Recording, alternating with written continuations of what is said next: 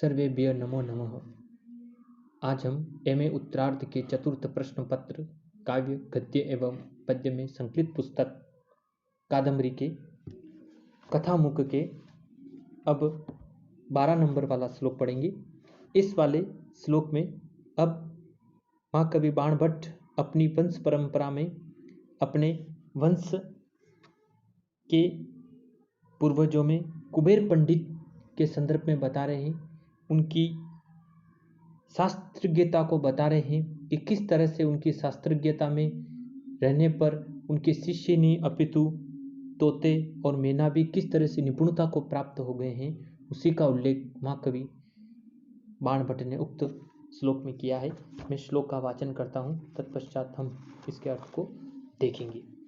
अपने पूर्वज कुबेर पंडित की विद्वत्ता को उल्लेखित कर महाकवि बाणभट्ट क्या करे हैं। जगु गृहे अभ्यस्त समस्त वाङ्मये ससारिके पंजर व्रति भी सुखे निग्रह्यमाणा बटवः पदे पदे यंजूषि सामानि च यश संकिता। क्या कह रहे हैं बाणभट्ट? जगु गृहे अभ्यस्त समस्त वाङ्मये ससारिके पंजर व्रति भी सुखे निग्रह्यमाणा बटवः पदे पदे यंजूषि सामानि च यश संकिता।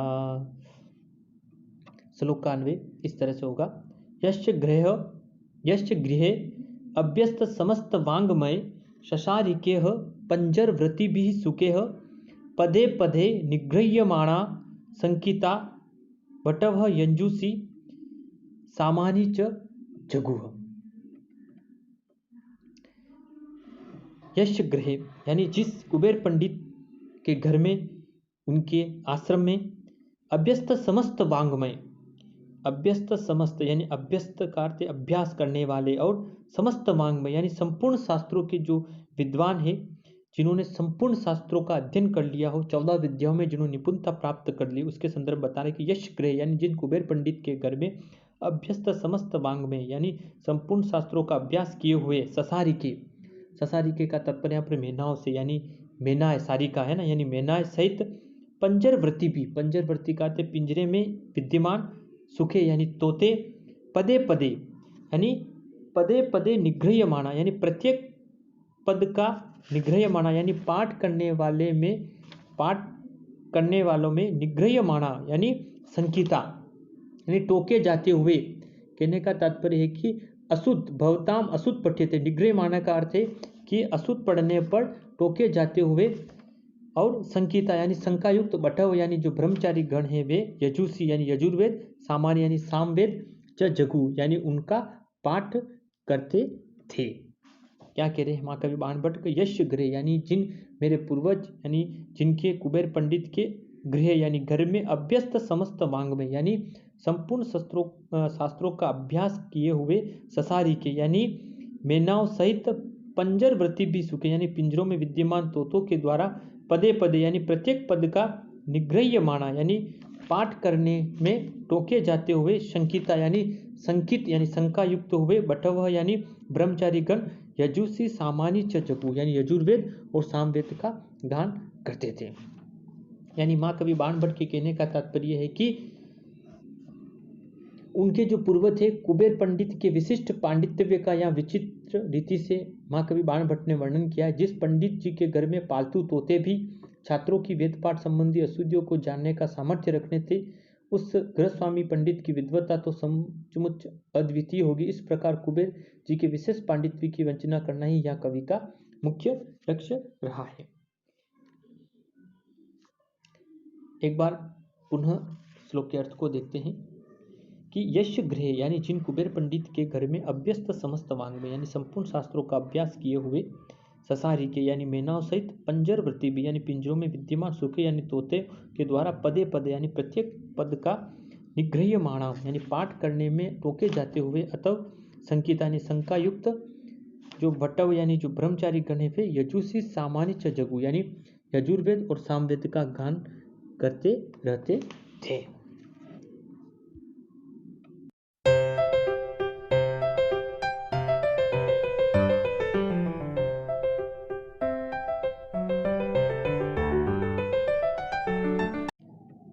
सर्वेभ्य नमो नमः। आज हम महाकवि बाणभट्ट के द्वारा विरचित कादम्बरी के कथामुख का 13वां श्लोक पढ़ेंगे। इस वाले श्लोक में अब महाकवि बाणभट्ट अपनी वंश परंपरा के अंतर्गत कुबेर पंडित के पश्चात अर्थपति उत्पन्न हुए, उसी वंश परंपरा का उल्लेखित कर महाकवि बाणभट्ट अपनी वंश परंपरा को उल्लेखित कर क्या बता रहे हैं, उसी का उल्लेख किया गया है उक्त श्लोक में। मैं श्लोक का वाचन करता हूँ, तत्पश्चात हम इसके अर्थ को देखेंगे। अपनी वंश परंपरा को उल्लेखित कर महाकवि बाणभट्ट क्या कह रहे हैं। हिरण्य गर्भो भुवांड कादीव क्षपाकर क्षीर महानवादीव अभूत सुपर्णो विनोत दरादीव द्विजन्मान अर्थ पतिः पतिस्ततः। क्या कह रहे महाकवि बाणभट्ट। हिरण्य गर्भो भुवांड कादीव क्षपाकर क्षीर महानवादीव अभूत सुपर्णो विनोत दरादीव द्विजन्मान अर्थपति पतिस्ततः। श्लोक का अन्वय इस तरह से होगा। भुवनांड कातः हिरण्यगर्भ्य इव क्षीर महावर्णात् क्षपाकर इव विनोत दरात सुपर्ण इव तत् द्विजन्मान पतिः अर्थपति अभूतः। भुवनांड कातः, भुवन का अर्थ होता है यह संपूर्ण ब्रह्मांड है ना। भुवनांड कात कहने का तात्पर्य कि इस संपूर्ण ब्रह्मांड में जिस प्रकार इस ब्रह्मांड से हिरण्यगर्भ्य यानी ब्रह्म ज्ञानियों के अधीश्वर हिरण्यगर्भ यानी प्रजापति ब्रह्मा उत्पन्न हुए। यानी इस ब्रह्मांड से भुवन कांडात का अर्थ है कि इस ब्रह्मांड से जिस प्रकार प्रजापति ब्रह्मा या परमपिता ब्रह्मा उत्पन्न हुए। क्षीर महाकर्णात क्षपाकर यानी क्षीर महानाथ यानी क्षीर महासागर से जैसे क्षपाकर यानी जैसे द्विराज चंद्रमा की उत्पत्ति हुई। विनुतो दरात सुपर्ण और जैसे विनीता की कोख से जैसे सुपर्ण यानी पक्षीराज गरुड़ का जन्म हुआ, उसी प्रकार तत् द्विजन्मान पति अर्थपति अपूत यानी उसी प्रकार उन द्विजन्मान यानी उन कुबेर से ब्राह्मण श्रेष्ठ अर्थपति अपूत यानी अर्थपति का जन्म हुआ, अर्थपति की उत्पत्ति हुई। क्या बता रहे एक बार पुनः शब्द और को देखिए कि भुवन कांडात हिरण्यगर्भ्य यानी जैसे ब्रह्मांड से जिस प्रकार ब्रह्म ज्ञानियों के अधीश्वर हिरण्यगर्भ्य यानी परमपिता ब्रह्मा उत्पन्न हुए। क्षीर महाकर्णात क्षपाकर यानी क्षीर सागर से जैसे क्षपाकर यानी द्विराज चंद्रमा की उत्पत्ति हुई। फिर कह रहे हैं विनीतो दारात यानी जिस प्रकार से विनीते यानी विनीता की कोख से सुपर्ण यानी पक्षीराज गरुड़ का जन्म हुआ, उसी प्रकार तत् द्विजन्मा यानी उसी प्रकार से उन कुबेर से ब्राह्मण श्रेष्ठ अर्थपति उत्पन्न हुए। यानी उक्त वाले श्लोक में महाकवि बाणभट्ट अपनी वंश परंपरा को उल्लेखित कर बता रहे हैं कि ब्रह्मांड से जिस प्रकार ब्रह्म ज्ञानों के अधीश्वर परमपिता ब्रह्मा उत्पन्न हुए। क्षीर सागर से जैसे द्विराज चंद्रमा की उत्पत्ति हुई। विनीता की कोख से जैसे पक्षीराज गरुड़ का जन्म हुआ, उसी प्रकार उन कुबेर पंडित से ब्राह्मण श्रेष्ठ अर्थपति का जन्म हुआ। एक बार पुनः श्लोक का वाचन करते और अर्थ को पुनः देखते हैं। क्या कह रहे हैं महाकवि बाणभट्ट। हिरण्य गर्भो भुवांड कादीव क्षपाकर क्षीर महानवादीव अभूत सुपर्णो विनोत दरादीव द्विजन्मान अर्थपति पतिस्ततः। भुवनांड क्या कह रहे कि हिरण्य गर्भ्यो भुवांड कादीव यानी इस जिस प्रकार ब्रह्मांड से ब्रह्म ज्ञानियों के अधीश्वर परमपिता ब्रह्मा उत्पन्न हुए। क्षीर महाकर्णात क्षपाकर क्षीर सागर से जैसे द्विराज चंद्रमा की उत्पत्ति हुई।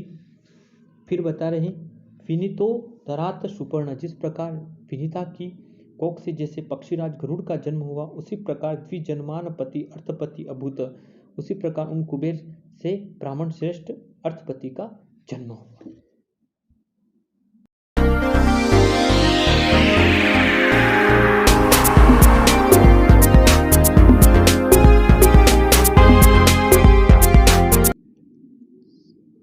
सर्वेभ्य नमो नमः। आज हम महाकवि बाणभट्ट के द्वारा विरचित कादम्बरी के कथामुख का 14वां श्लोक पढ़ेंगे। इस वाले श्लोक में बाणभट्ट अपने पूर्वज अर्थपति के संदर्भ में उनकी विद्वता को उल्लेखित कर बता रहे हैं कि किस तरह से अर्थपति के व्याख्यान को सुनने के लिए हमेशा नवीन शिष्य उनको सुनने के लिए, उनकी विद्वता के व्याख्यानों को सुनने के लिए तत्पर होकर किस तरह से शोभा को बढ़ाते थे, उसी का उल्लेख माँ कवि बाणभट्ट ने उक्त श्लोक में किया है। मैं श्लोक का वाचन करता हूँ, तत्पश्चात हम इसके अर्थ को देखेंगे। माँ कवि बाणभट्ट अपने पूर्वज अर्थपति की विद्वता को उल्लेखित कर क्या कह रहे हैं। विवर्णतो यश विसारी वाङ्मयं दिने दिने शिष्य गणा नवा नवाः उषेषु लग्नाः सर्वेण अधिकां श्रियं प्रचकिरे चंदन पल्वा इव। क्या कह रहे माँ कवि बाणभट्ट अपने पूर्वज अर्थपति के विद्वता रूपी व्याख्यान को उल्लेखित कर। विवर्णतो यश विशारी वाङ्मयं दिने दिने शिष्य गणा नवा नवाः उषेषु लग्ना सर्वेण अधिकां श्रियं प्रचकिरे चंदन पल्वा इव। श्लोक का अन्वय इस तरह से होगा। दिने दिने उषेषु विशारी वाङ्मय विवर्णतः यस्य नवा नवाः शिष्य गणाः चंदन पल्वाः इव श्रवणे लग्ना अधिकां श्रियं प्रचक्रे। दिने दिने, दिने दिने यानी प्रतिदिन, उषेषु यानी उषा काल में, विशारी यानी विस्तृत, वाङ्मयम यानी वाङ्मय की, विवरणत यानी व्याख्या करते हुए, यस्य यानी जिस अर्थपति के नवा नवा यानी नवीन नवीन यानी नए नए शिष्य गण चंदन पलवाह यानी उनका व्याख्यान सुनने में तत्पर होकर उसी प्रकार अधिक उनकी शोभा को बढ़ाते थे जिस प्रकार चंदन पलवा यानी किसी व्यक्ति विशेष या किसी सुंदरी के कानों में चंदन पलवा यानी धारण किए जाने वाले नूतन चंदन पलवा यानी चंदन जो पल्लव है, सर्वणे लग्ना अधिकाम श्रियम प्रचक्रे यानी अधिक शोभा यानी वृद्धि को प्राप्त करते, यानी जिस प्रकार से चंदन पल्लव किसी सुंदरी के कानों में उसकी शोभा को बढ़ाते हैं, उसी प्रकार अर्थपति के नवीन शिष्य भी उनके व्याख्यान को सुनकर उनके उस आश्रम की शोभा को उसी प्रकार से बढ़ा रहे जिस प्रकार से किसी सुंदरी के कानों में धारण किए जाने वाले नूतन चंदन पल्लव उसकी शोभा में वृद्धि करते हैं। उसी प्रकार से वो जो गुरु जी अर्थपति के गुरु का उपदेश सुनने में तत्पर शिष्यगण उसी प्रकार से उनके उस विद्या अध्ययन रूपी उस आश्रम की शोभा को, उस चंदन पल्लव जिस प्रकार से किसी सुंदरी की शोभा को बढ़ाते हैं, उसी प्रकार से वह शिष्यगण भी उस आश्रम की शोभा को अर्थपति के साथ बढ़ा रहे हैं। एक बार पुनः श्लोक का वाचन करते हैं और इसके अर्थ को पुनः देखेंगे।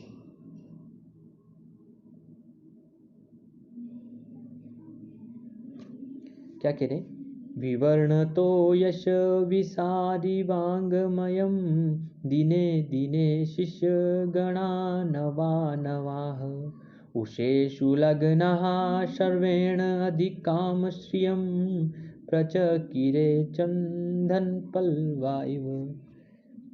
श्लोक का अन्वय इस तरह से होगा कि दिने दिने यानी प्रतिदिन, उषेषु यानी उषा काल में, विसार यानी विस्तृत, वाङ्मय यानी वाङ्मय की विवरणता यानी व्याख्या करते हुए, यशा नवा नवा यानी जिस प्रकार से जिस अर्थपति के नए नए शिष्यगण उनके व्याख्यान सुनने में तत्पर होकर उसी प्रकार अधिक शोभा को बढ़ाते थे। किस प्रकार से कि चंदन पल्वाह यानी जिस प्रकार से चंदन पल्व किसी सुंदरी की शोभा को बढ़ाते हैं, इव श्रवण लग्नाः यानी उनके उस श्रवण परंपरा यानी उनकी श्रवण परंपरा के माध्यम से उन उपदेशों को सुनने में वे उसी प्रकार से शोभा को बढ़ा रहे हैं जिस प्रकार से कोई चंदन पल्लव क्या करते हैं, किसी सुंदरी के कानों की शोभा को बढ़ाते हैं। उसी प्रकार से अर्थप्रति अपनी विद्वता के द्वारा अपने शिष्यों से युक्त उस आश्रम की शोभा को बढ़ा रहे हैं।